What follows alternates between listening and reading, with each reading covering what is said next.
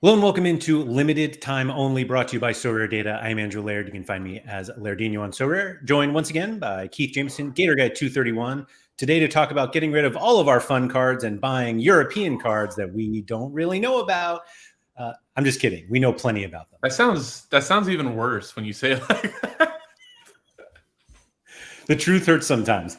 Thank you to everybody for joining us live. Scosmo is in first. Scosmo, good to see you. Glenn is here. Sari, Mike Baston, Henry, maybe Henri, I'm not sure.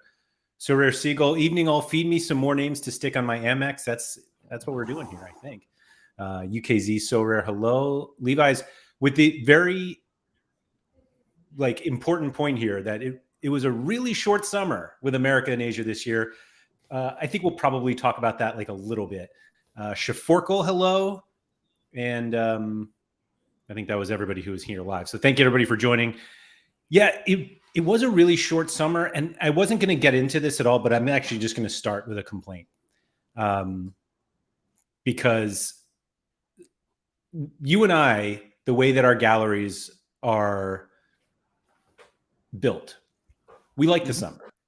We have like our best cards are America cards, sprinkle a little Asia region in there. And it felt like we got screwed this year because the European domestic season ended and they're like, hey, Nations League, all these qualifiers, and all these European cards are still being used. France is smashing Gibraltar, and we're just like, no, this was supposed to be my LAFC week when they're home against Colorado. And you're just like, they're like, nah, it's not. And then you're like, but good thing that U23s get light. I got my Chris Brady all lined up, good to go. He's one of 5 U23 goalies the whole summer. No. U21 Euros. Let's bring all those guys in. Oh, Trubin, who hasn't had utility in years. Yeah, come on in. Anyway, so you're talking about this like the guy that hasn't won multiple divisions this summer and had a few podiums. So. Yeah, Mike just called me out on that too. So it was supposed to be easy. It was weird. No, it's definitely one of those things that specifically I think the U23 is the one that I'll concede to the most, because you literally went from U23 of just, really because of when Korea was in flux, a lot of people didn't even really want to look at Korea. So it just became Japan and the Americas. And they're like, wait, those challenger goalkeepers you love? Come on in, guys. Yeah. So I get that one. I'll concede that point. Keith, it wasn't even those, though. It's like, oh, there's that U21 kid who has gotten 0 minutes for his club that random whales have because they can do that sort of thing. And they're winning U23 because of it. And it's like, yeah. Anyway. So real quick on that, though. I think you made a comment, but now that the dust is settled, would you have rather them not have that covered? Because I still think for the good of the game, I think it's better that they are covering more leagues and give you more utility. For the good of the game, absolutely, it was better to have it. And so, agree. Blue Tomato is saying at least next year there isn't a U21 Euros, but there's a regular Euros, isn't there? That is next year, yeah. There'll be no America advantage next summer. But for the America thing, we did get Gold Cup, which didn't really help us that much. Yeah, no. But we previously didn't get that before. That was a Trojan horse. Nobody wanted that. I mean, hey, every Jesus Ferreira owner loves that Gold Cup got covered. Yes, but he already had summer utility, and so I know, but not nailing hundreds. No, definitely not. Percho saying the U21 Euros were covered last time around, so it was expected they would cover it again. I had no idea. I mean, what year went? That was 2019, or did they do one before that? I have no idea. I mean, I just know that Gold Cup wasn't, and whatever the South American, Sudamericana, those weren't. So they put them together, and it made me think that U21s was not supposed to be covered. Yes. Sudamericana, also known as the Europa League of South America. Anyway, Mickey Fu says here, I can't wait for these Gil, Gald, Zellerayana, Casa, and Reynoso hundreds to fuck off, which Do you feel attacked? That I feel attacked right there. That is my gallery. Yeah, same. Literally. Actually, I got rid of my Acosta, but the other one I took that personal, Mickey Fu. I took that comment right there very personally. Yeah. In fairness, Mickey Fu and I are Midtjylland bros, and so I'll let it slide. But apologies for swearing also, by the way. So anyway, the summer was really short this year, and it was one of those that like we knew it was going to be short because when even like in May when like European domestic leagues were ending, it was like, oh, Croatia starts middle of July, Russia starts middle of July, and it's like July is like a middle of the summer. Like that's that. These aren't summer leagues. Like what's going on here? And so it was just we were all on borrowed time as soon as the European leagues ended. But it does seem like now that the European leagues are starting up and like the big 5 European leagues don't come back for like basically another month from now. We're taking this July 17th. So like we have some time for the Champion Europe ones to come back like in full. I think some start a little bit before that, but there is like plenty of talk now of like, should I bail on my America and Asia cards now to get into my European cards? And it's something we all do this time of year. And somebody mentioned in chat that this is their first year doing it. Here it is. Mohammed said first year bailing. No, right. No. First experiencing transitioning into Europe after the summer. And there's actually like a few things that you need to consider when you do this.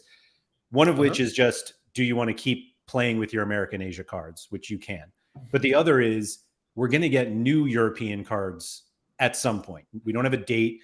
And so we don't know like exactly like when we'll get the new Croatia cards or like when we'll get, I was going to say new Russia. We won't get those, but like the new Austria Bundesliga cards, Eredivisie, Jupiler. So like at some point those are going to come.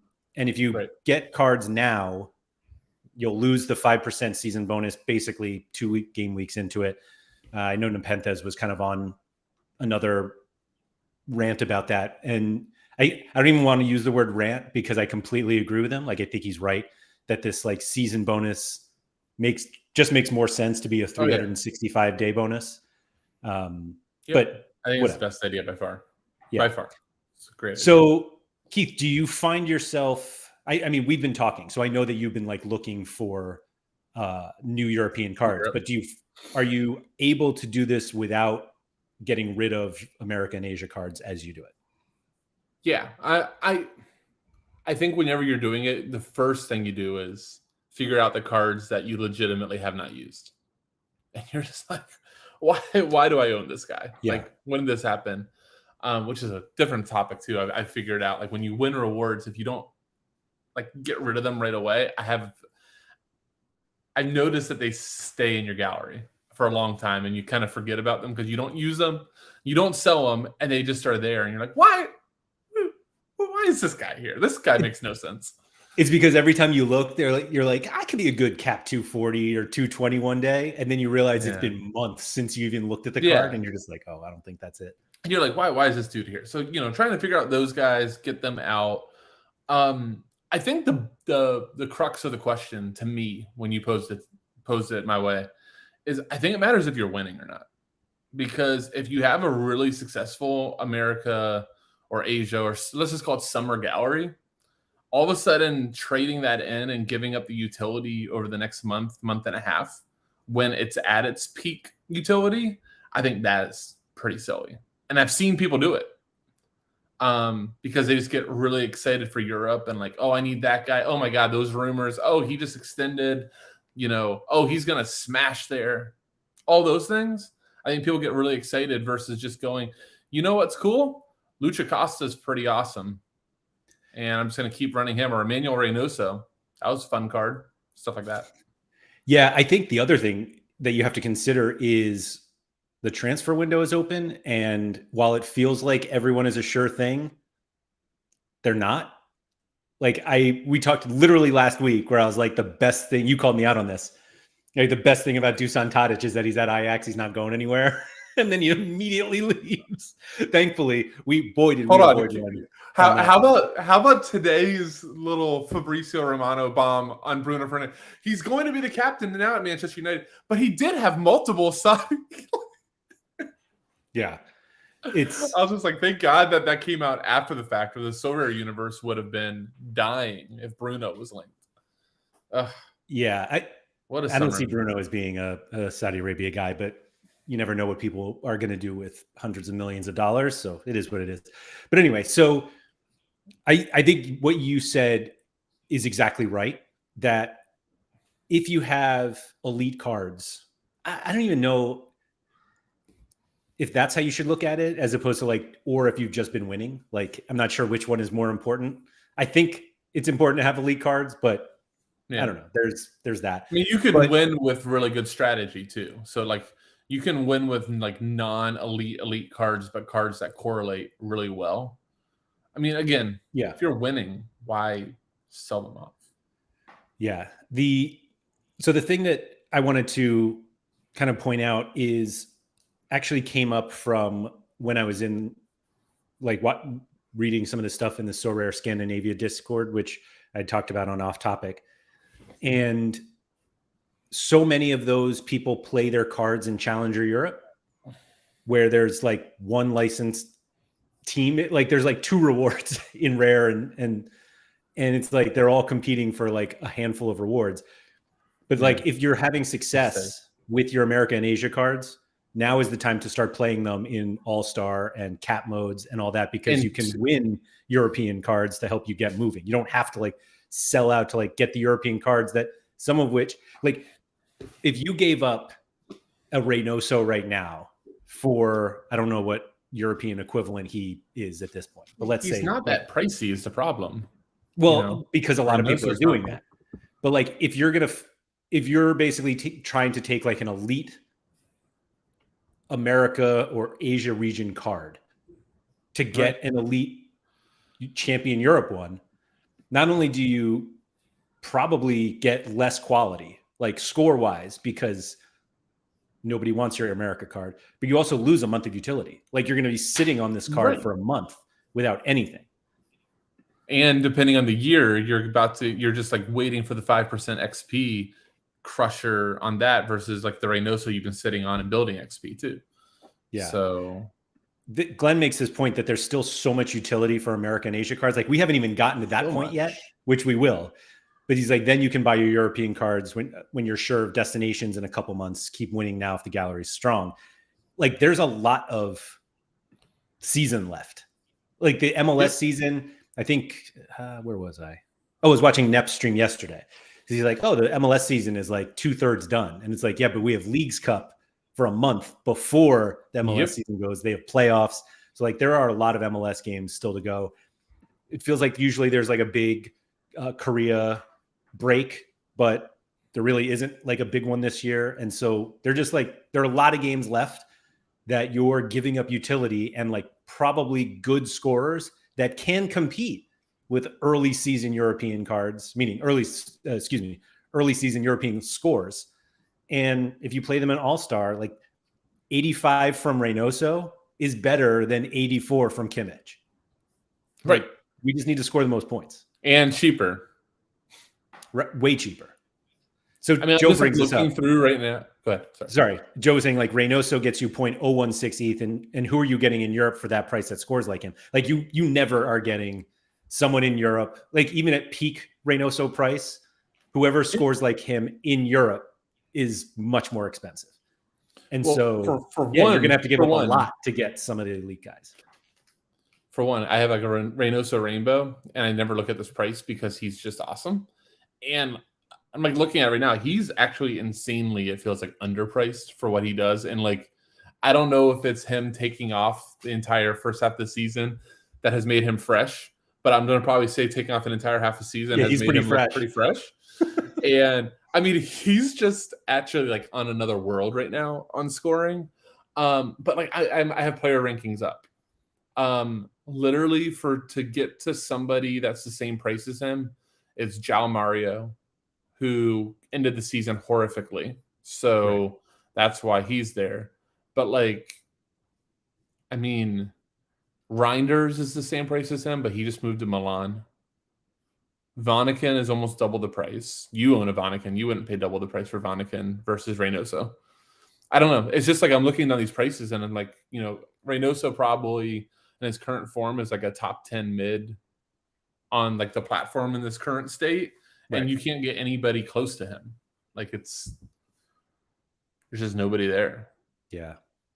And because he's $30. There he is, second, right there. This is for L15, yeah. Which is, I think most of us, when we're looking at players, L40 for like long term, but most of us really do gravitate to that L15 number. Yeah, I mean, the L40 is even fairly high. Right. Like, he's not all that low. But his price is so like different from everything around him, except for guys that had just got like a move, or Saudi Arabia is like might be calling Octavio. That is quite a nice way to get prices to cut down. Just any link to Saudi Arabia. I didn't look back at it. I'm assuming the Tadic graph over like a 6-hour period is unbelievable. Oh, it's great. It's like this. And then shoot up. Yeah, as soon as he came back, like meaning as soon as he was not going to Saudi Arabia. Oh my goodness. Look at that. I love it. There's just too many sales that we can't get the actual middle finger. Right. Like not enough people sold out at the bottom. Yeah. That's a tough card to sell at. Would you rather have 9 Reynosos or 1 Bruno? I mean, the problem with limited is I don't have 9 competitions I can play Reynoso in. Unless I'm farming. Man, I'll tell you, this is way off topic, but my mind was blown when Nep was talking about like trying to win Academy. I'm like, okay, there's a different level of Sorare strategy going on out there I had never thought of. Yeah, that whole plan ended up getting screwed by Sorare because of the deadline change, which was kind of a bummer. I liked the idea though. I mean, Alex he's Wilson playing was a saying different that level. Tadic got down to about 30 pounds, which nobody bought at. Yeah, 30. Oh, wow. 30 spot 91. Oh my God. Unreal. And but yeah, I mean, that's 65. Yeah. So how would you have felt, Laird, if there you go. Here are your 9 teams, by the way, for Reynoso. 5 Academy teams, All-Star, 270 America. 240 is tough with Reynoso.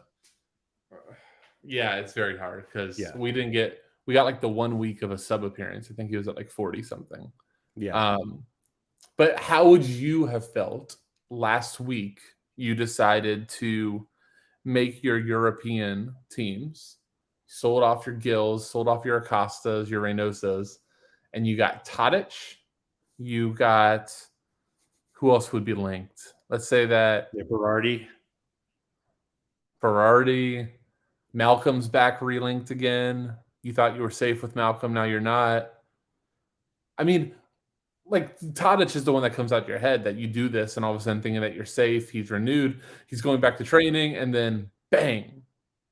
Like it would be an awful feeling. And you're just like, not safe. Oh, and I sold that Reynoso. Oh, he did 100 this weekend. Crap. Right?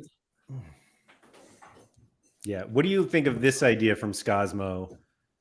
Tempted to sell European players to buy America for this next 3-month period for All-Star. I love the idea in theories. But we've talked about this time next year in Sorare years is like 8 years away.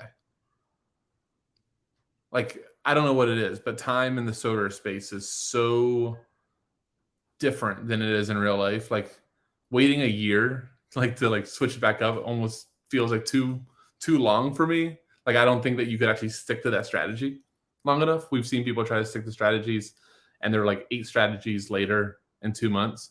So I think if you were just talking about just like prices, it makes sense because Europe is ascending and America is drastically reducing. So I get it. Like, it makes sense. Just if you can put it into practice and not be tempted to go back to Europe in the middle of the season. I don't know. I can see it. I mean, because here's the deal. Sorry, go ahead.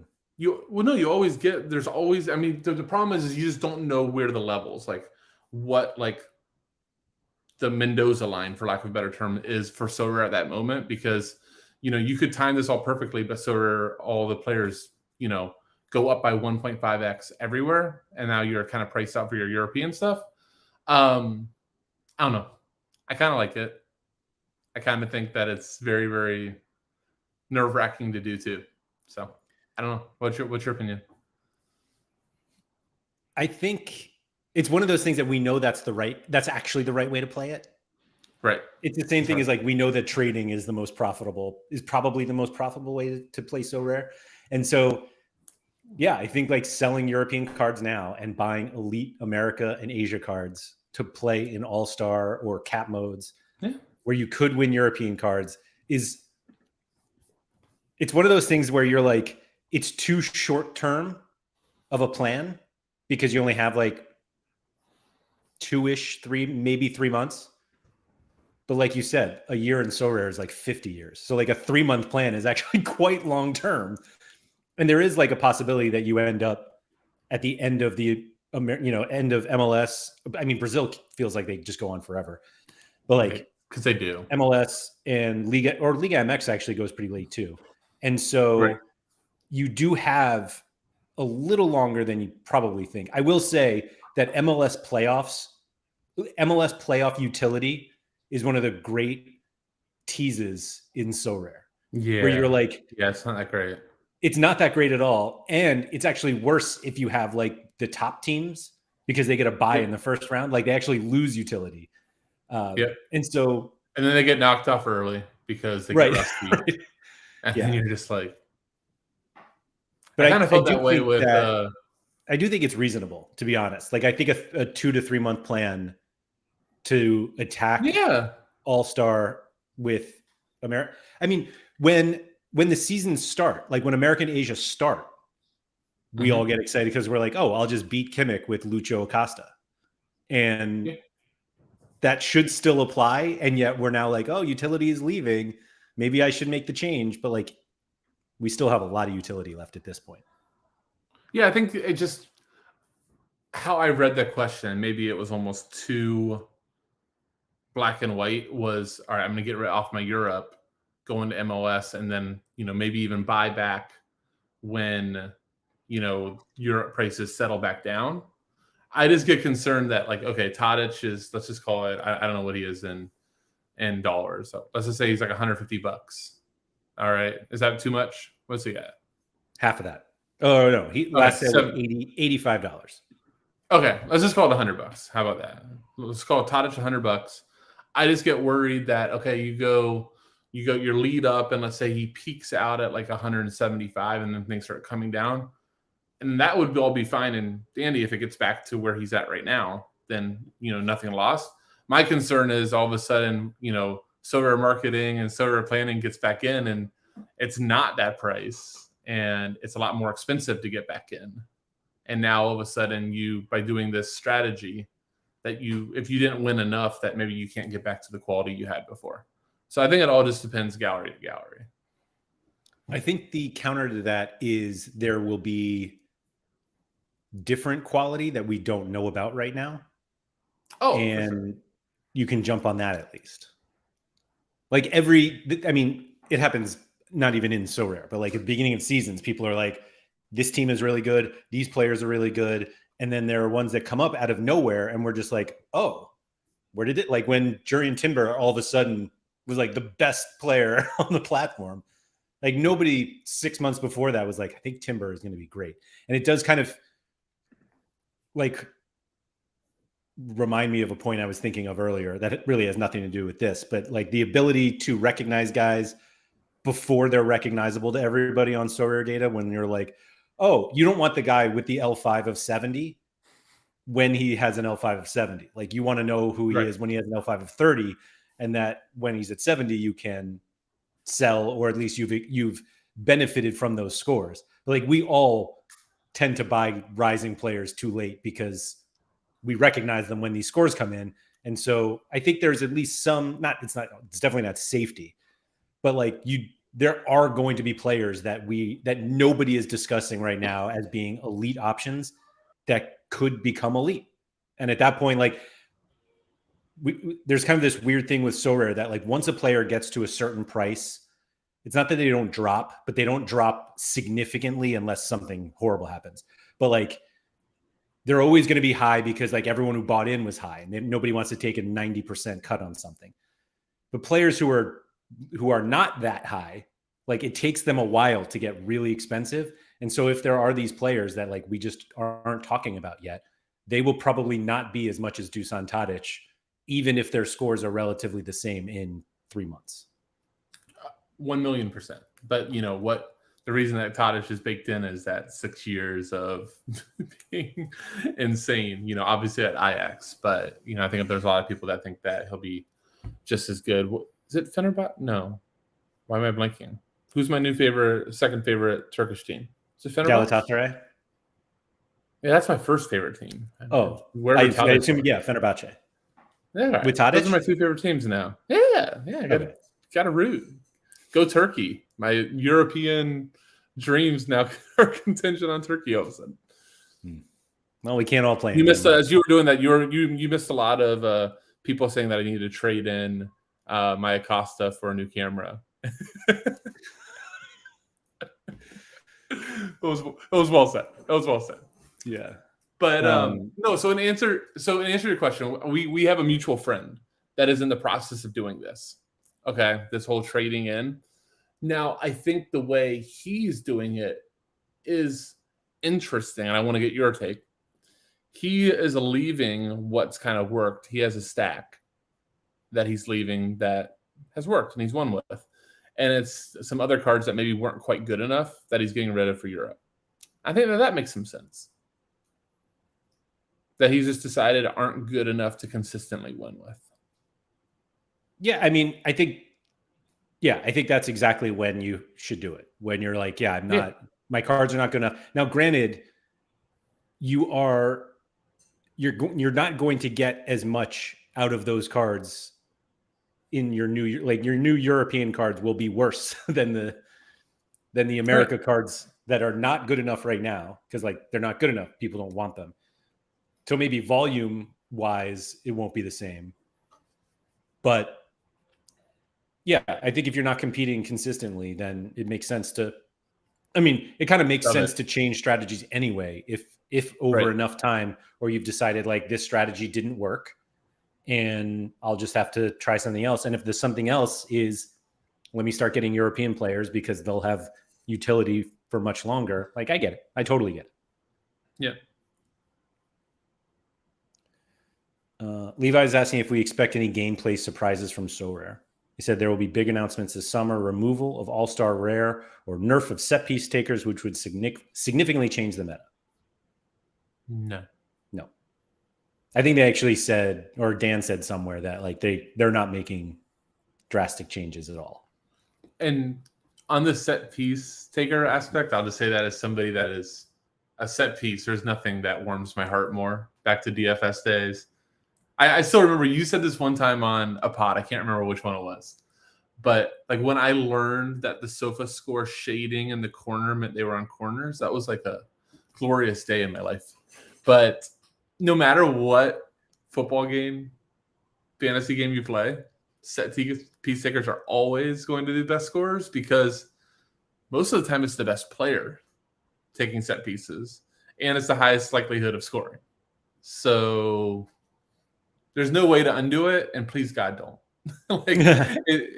The set piece takers should be the highest scorers on a team because they're the most involved. Germ said there are no set piece stats in the scoring matrix, Keith. Okay. I mean, he's right. But sure. Also the outcomes of set pieces are in the scoring matrix. So yeah. But no, I'm not expecting any changes like that. Yeah, no, I'm not. I'll get into it. Why not? Do you think the prizes for All-Star Limited should be better, like the top prizes should be better than the cap modes? And if so, why? Yeah.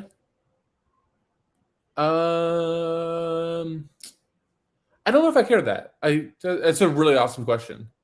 I don't think I care.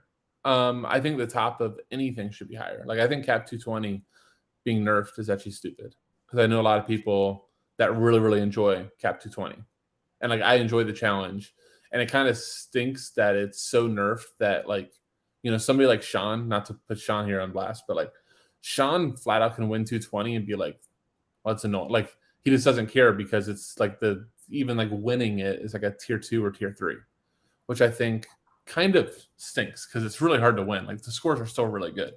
So I think as long I don't think long answer. I don't think I care.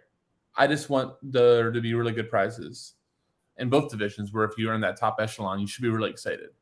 You shouldn't be like, oh God, this isn't worth the sweat. I don't know if that makes any sense. Yeah, that's fair. That's fair. What's your answer? You asked the question. It's a great question. Joe Ducey was saying the kickoff modes are literally the worst prize pools Yeah, in the game. I mean that's crap. They should be good. I mean, you should be excited. Yeah, I think the reason why those are bad, and I don't know if I'm okay with them, but the reason why they're bad, is because Sorare doesn't view progression as getting better cards. They just view it as like getting the next scarcity. Getting cards, right? And like that's not progression, but that's a different topic for another one. Yeah, this came up because someone I know won one of the cap modes recently, and they were like, "Yeah, but it was like it was one of those that like I hope I win Mbappe." And we know that SR Monkey won Mbappe recently in 270. 270. And somebody was like, well, they don't give the best prizes in Cap 270. I was kind of like, why? Like, why don't they do that? And I think the response is just like, well, because everybody plays their best cards in All-Star, and like that's why. Because if you can spend all your money to build an All-Star team, you should get the best prize. But I just feel like one of the cap modes, I don't think it should be 220, but like it just feels like the reason that they are put down in terms of like the quality of the prizes is because you can't play like 5 of the best cards in there. But it ignores like 2 things. One, not the best lineups don't always win All-Star Rare. Like we've seen lineups where you look at the top and you're just like, that makes no sense. But the other is just, if they just made it that way, then we would just prioritize those cap modes. Yeah, I mean, but is 270 that bad? I think 270 is pretty good. I think I actually realized like 2 weeks ago I had 270 down, like my prioritization too low. Like I think I had like Champ America Rare Pro higher, and I actually started looking at the prize pool. I'm like, this actually might be wrong. Like I should probably be putting 270 like right after All-Star. But to your point, All-Star is still first, even without the ETH, and then 240 is below multiple other divisions.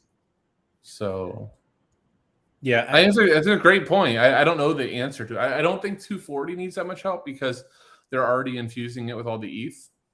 So to me, it kind of makes sense to have the prizes watered down a little bit. But then you could go the alternative and say 240 is actually like the new All-Star. It's like the tournament that the most people play in. So to get those people are paying the most attention to the leaderboard and the prizes. It's already the competition most people play in. Right. It's because of 240. But you're right. Like, shouldn't the masses get the best prizes? So should All-Star just go to a cap 300? I made a cap I tried to make a cap 270 team this past weekend, and it didn't fit. So it's like, I don't know what the number is to get the best players, but I don't know. Like I understand. I'm just saying, if like you're going cap mode, but if like you're going like maybe you like transform you take away All-Stars and just make them all like, okay, and if we're going to combine all these players from all over the world, they're all in cap modes. I don't know. I like All-Star. Don't do it. I like having a few tournaments left that we don't have to add up and go, oh, the guy I want. And I don't know what it is. You sent me a screenshot a few days ago. I'm sure chat can tell me. I don't know how So Rare does his voodoo, but it's always 1 point. I'm always at 241 or 271. Yeah, it's Always. They just know. Yeah. How do they know? Anyway, they don't really know. That was just something I wanted to consider because there's that. I will say that I think obviously the reason is that it lessens the elite players because you're generally not playing them in cap modes. And so, yeah. Levi said cap modes play really well with collections. You probably want to have some collections who can have a good matchup and flexibility in selection of players. Not sure why those don't get so good rewards. That is one thing. I believe they are going to add XP. I don't know if it's going to be full XP or just collection P. Nep, live look at Nep when they do it. Yeah. I don't think, not that it doesn't change that much, but it would be really interesting if they were like, oh, okay, collection bonuses in the cap modes and the best prizes are there now too. And now you're like, now I got to go collect more. You're getting me on this cap question versus All-Star. Do you think that cap inherently has more skill? Yes. Than necessarily allowing just the big wallets to buy whoever? Yes, I do. So that could eventually become like the shift, right? That they go, well, we want to open it up to more skill versus just pure wallet-based game. So the answer to that is yes, but it's also the wallets will still probably win. Yep. Like it doesn't eliminate guy. Right. It doesn't eliminate it eliminates dumb wallets who just throw money at cards and want to play it. But anyone who like really wants to play this game and has a wallet can still dominate the cap modes. Right, because they can just trade off. They can play the DFS of Sorare and just play the best matchups. Right. And best price. I mean, what we do on NBA, right? You know, all the different, I think pretty much everybody has some form of points per cap dollar on NBA. Like no matter what, like Patreon, I think Sorare Data even does, or some close to that, like Power, but like some form of this guy's projected at 36 Sorare points. He costs 12. Thus he's plus 24. He's a really good play. Yeah, it's quite simple. So Joe Juicy said, here's your skill anti-example.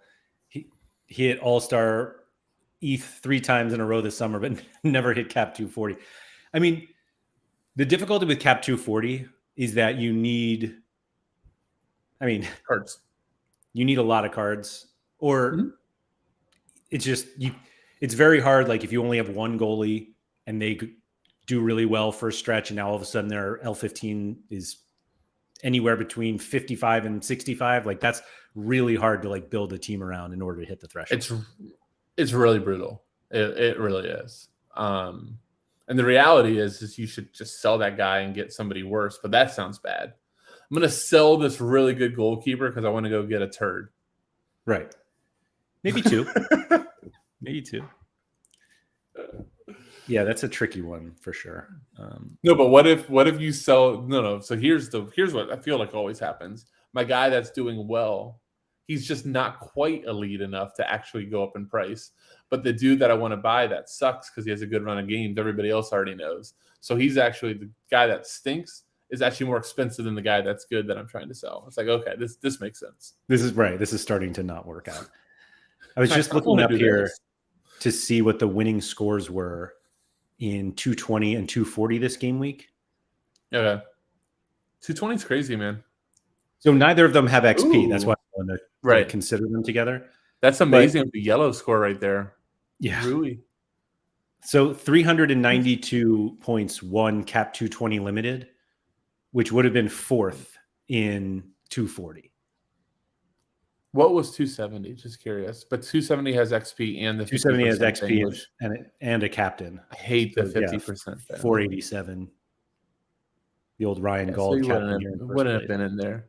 But that's what's cool about 220 is it lets you have a miss. Like you don't have Oh, to. 220. Yeah. Yeah. I mean, look, we see 2 yellows there, and not all dark greens. Yeah. Helps to have 100. Those are still crazy scores. Yeah, from a cap 220 guy too, right? Because we know like right away his cap probably isn't going to be too high. I don't think he had a cheat code in there. I don't see a cheat code. You don't consider Miguel Navarro a cheat code? I was more meaning if like there was a guy sitting at like a 0 or a 10, but I think all those Govea might have been close to a 0, but I think he started last game for them. That was off the bench, by the way. Jeez. That 94.7, that was off the bench, but they were up a man. 31 minutes. Yeah, 31. 24 AA in 31 minutes. Yeah, I mean they were like, you know, there's the real skill of Sorare is finding a team that gets a red card in the first 20 minutes and then getting the sub that gets to run on all the sets for 35 minutes against a team that's down and tired. That's a really good strategy. But that's the whole Chicago Fire stack thing. Yeah, Chicago Fire definitely helping. Chris Brady clean sheet, helping a lot of people this week. So I was going to say it earlier when you were complaining about the U23s, but now Chris Brady's just a great all-star keeper. Don't use him in U23. Just use him in all-star and cat modes. Yeah, who needs Thibaut Courtois when we have Chris Brady? Chris Brady, baby. It was bound to happen, right? I like how there are a lot of people who are like, he's playing really well now, and now he's back from injury. And it's like, no, the schedule just softened up. That's all it was. A lot of home games, you know. What was it this weekend? Montreal, who I think now hasn't scored in 5 straight away games. That helps. Toronto. Oh, you mean the team with the 2 superstars that hate each other's guts? Montreal was before that, yeah. Okay. Yeah, Chicago hit the jackpot on scheduling. I mean, they've got 4 clean sheets in the last 5. They got one away to Sporting Kansas City, which is decent.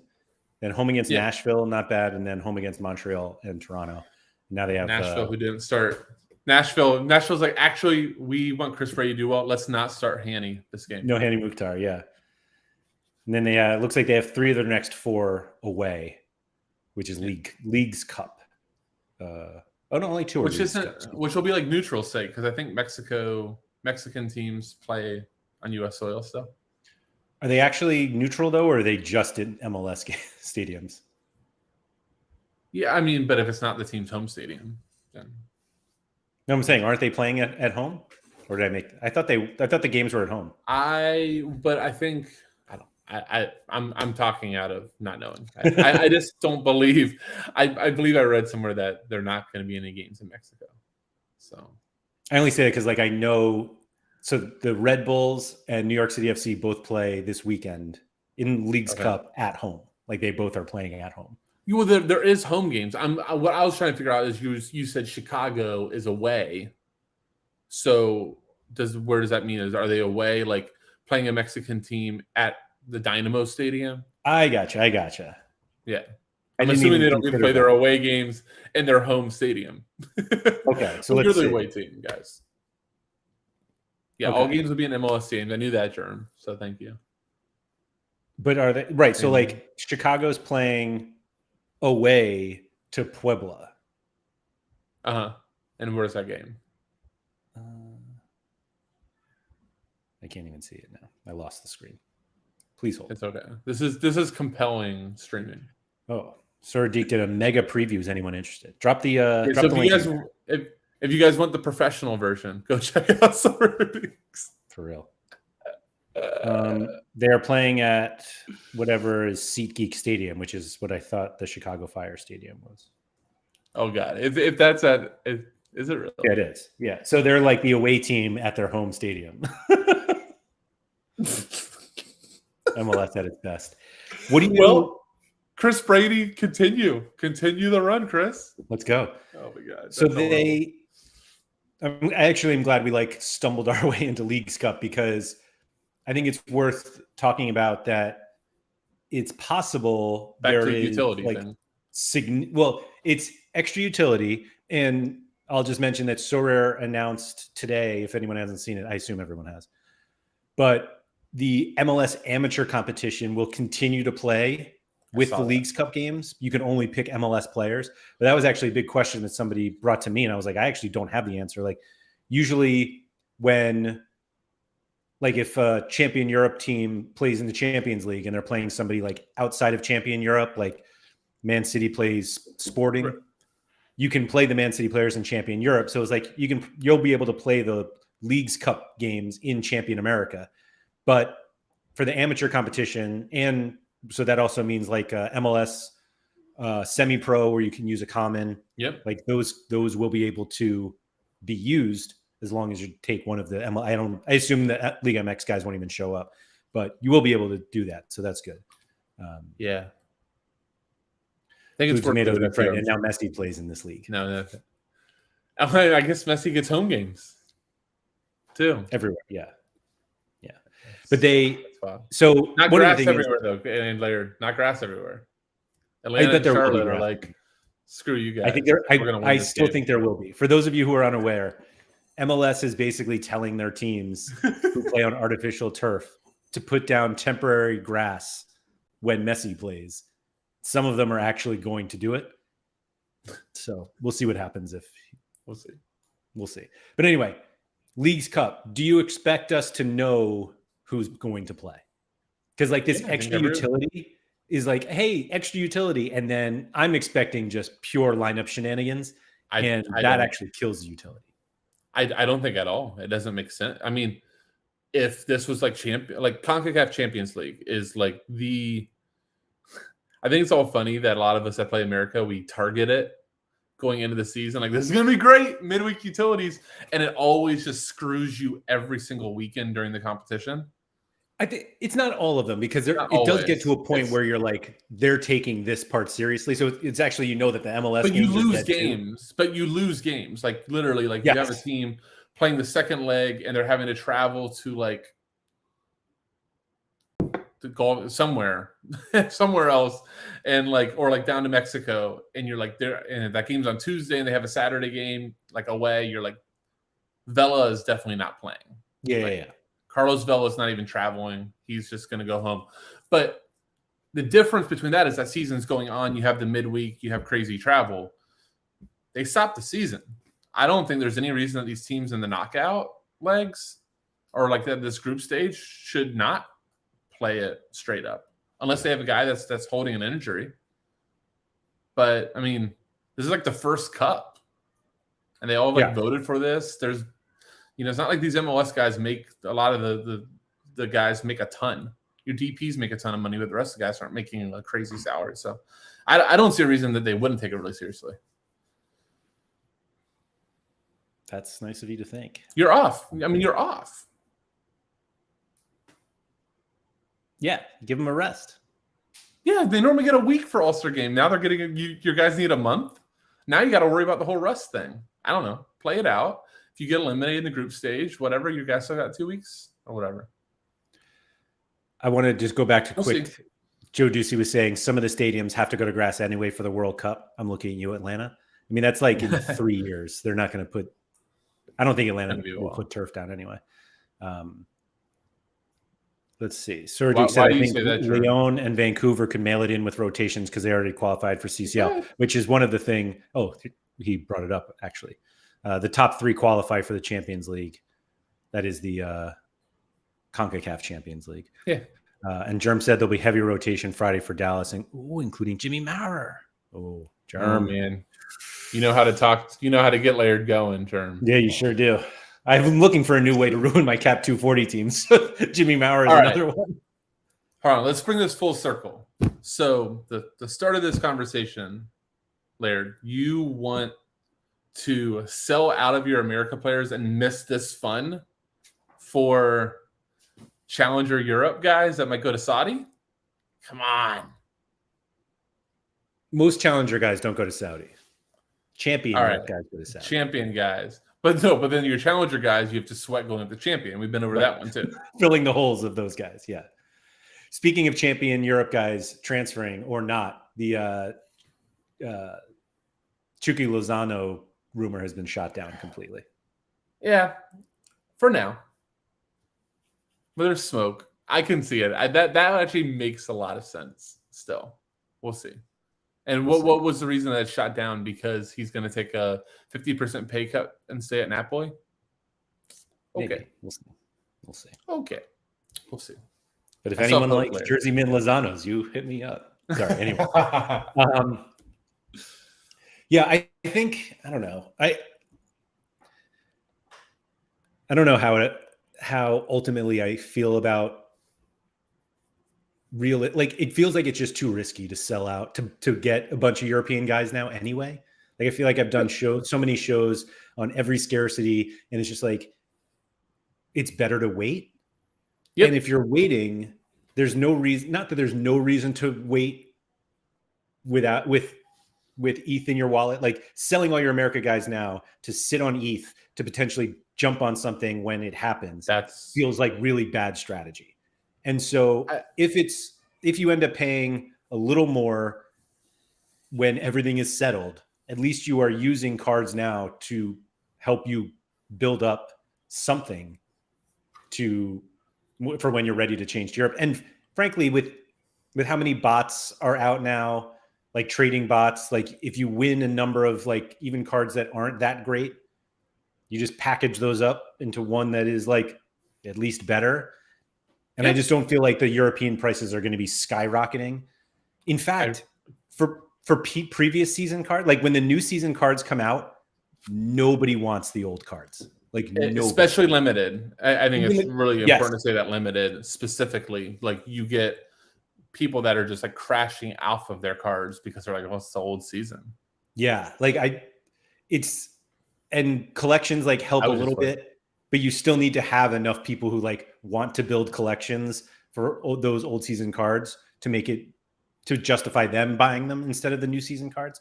So yeah, I don't know. I mean, the only conceivable way I can think of to do this, if you just are looking at the guys that you have and you're like, I have no clue why I bought any of these guys. They're all terrible. I haven't had a goal scored in a month from my 10 cards. Maybe I'm really bad at America and I know Turkey or I know Croatia or I know whatever. And I'm just out of like, what Chani did. Like if anybody hasn't listened, I think Chani was a great pod that like why he decided not to do USA. And funny enough, because he didn't want to have to learn like what stadiums have turf and which guys aren't going to play and things like that. So I mean, if you realize that was you and you're like, I don't know why I'm doing this. I'm not enjoying it at all. That's one. But, if you're semi-competitive, like we truly never know. Like the coolest part about Sorare to me is the fact of like the lineups that do end up winning or winning you the biggest rewards some weekends are the lineup you never expected that you thought was your throwaway. So I just think if you have half decent players that play, that, there was a reason you bought them. It probably still makes a lot of sense just to keep running them. Especially right now, like to me too, for the most interesting thing, this goes back to your rant at the beginning, Laird.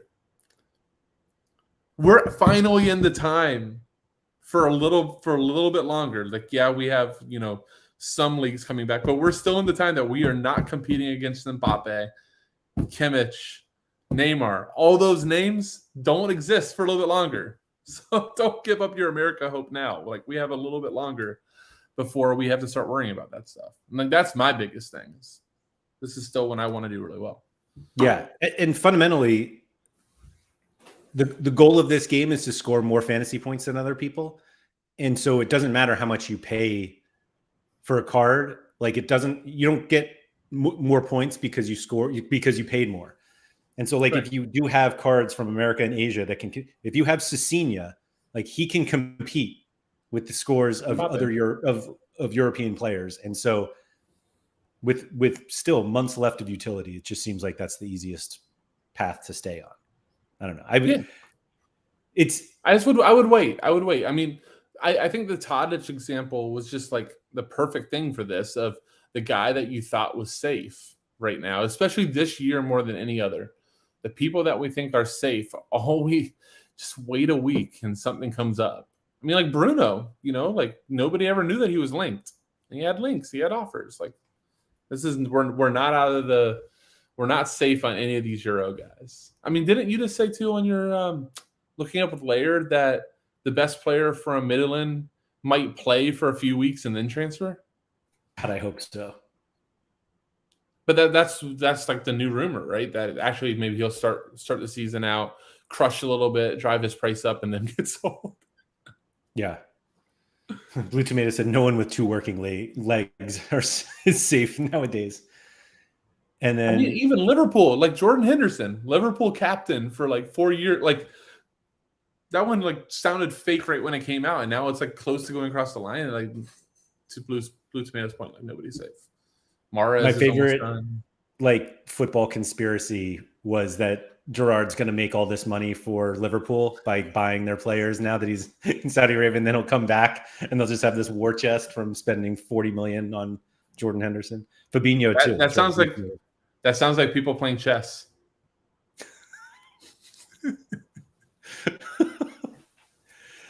To go back a second, Joe Ducey said if you can set up a collection where you need the expensive pieces to finish it off, you can probably save a ton of money when the new season comes out. And Mike Basson was said, I'm totally waiting for new season cards to fill out this season's collections, which makes total sense to me as I continue to buy them. Did you disagree? You look like you were hesitant on that one. I read that. Well, I still think I'm reading it wrong. I'm totally waiting for new season cards to fill out this season's collections. That I'm reading that wrong, or it's not jiving. But so the current season cards will be cheaper when the new season cards come out, and your collections are the current season. And so he's waiting for them to tank. He's saying what we're saying. Okay. Yes. The way I was reading it is like I'm waiting for these new cards to get minted so I can put them in my collection.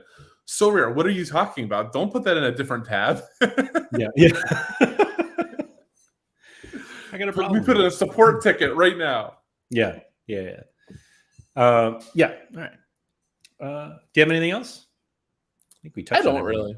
I don't. Yeah, I mean, I think the conclusion is that we are not selling our cards for Europe, but go win, sell your awards, buy Europe players with your awards. There's the way. Or you could just win European. Like I do think so. Actually, let me go back to that. Yeah. I do think if you have been playing the regional competitions throughout the summer, I always think that's actually not the right way to do it. But this is the time to move them into cap modes or U23 or All-Star and potential. I mean, you can still win America cards, or Asia cards, but you at least have a chance to win European ones slowly as they give those out. So real quick again before we go, since we have 2 minutes. So for you and limited, we would be talking All-Stars and caps before America or Asia. I'm like 100%. Yeah, I agree completely. Yeah. Really, I think it's but and honestly, I think that was probably. Would you? And there's a little off topic. Would you still do the same with Challenger when it comes back? So let's say that you have Zagreb or Midland. Like those are All-Star or cap mode cards to you more than Challenger, right? So Challenger, early season Challenger, like this coming weekend is awful because they have so many teams, so many cards, and not a lot of rewards because they have the entire Russian Premier League's back. Those aren't in the prize pool. All of Croatia's back. Midtjylland is back, and all of the Danish Super League teams, which they don't have that many teams, but they have players, and like they're very few rewards are coming from there. And so, yeah, it's not great for rewards. Yeah, no. So go to cap mode and All-Star, or just buy a West Ham stat. Don't do that in the podcast. Do not do this right here. Thank you to everybody for joining us. If you guys could please like the video, subscribe to the channel, all that good stuff. Shout out to Quinny for that. So anyone who pays attention and watches all of our streams or listens to all of our podcasts, there's a different schedule this week. I sat down with John Nellis last week to talk about a lot of fun stuff. That will be premiering tomorrow, Tuesday, on YouTube at 10 a.m. Eastern, 5 p.m. BST, 3 p.m. It's 5 hours, 3 p.m. And then same time on Wednesday, I had my conversation with Haber, which that one was a ton of fun as well. Really enjoyed both of those conversations. So check those out. And then Thursday is Sorare Andrews, which is being recorded tonight, not live. We have a guest, and we're very excited about it. And then Friday, Sean and I will be back for the strategy show. So thank you everybody for joining, and we'll see you around. Go MLS All-Stars.